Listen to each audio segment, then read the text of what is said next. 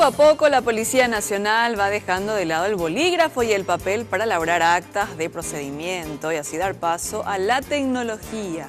Aseguran que desde el año pasado la utilización de las tablets ha mejorado y agilizado el trabajo tanto en las comisarías como en las calles.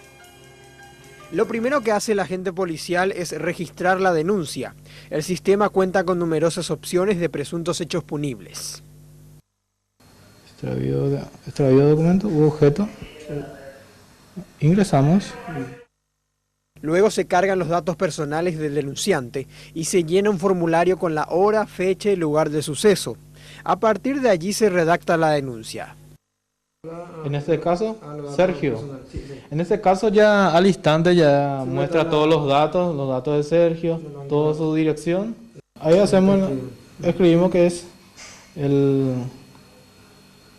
Como un acto normal, pero sí, la hoja extravío digitalizado de documentos.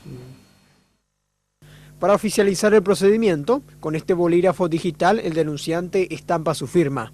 Antes, para retirarla, había que esperar que el escrito manual se cargue en una computadora. Ahora la denuncia puede imprimirse al instante.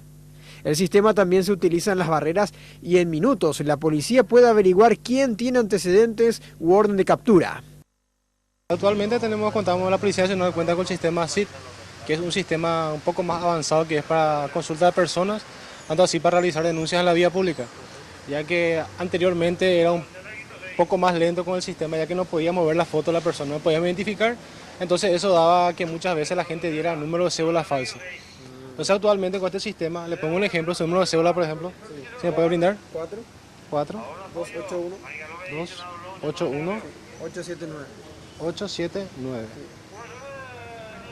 Ahí me aparecen los datos de la persona, ya me aparece la foto de la persona, tanto así me va a aparecer si tiene orden de captura o si tiene algún antecedente anterior a la persona. Por día, cargan en la tablet al menos 25 denuncias, principalmente accidentes de tránsito y extravíos de documentos. De momento, solo en algunas comisarías de Asunción se cuenta con este servicio, pero pretenden extender paulatinamente la cobertura al resto del área metropolitana.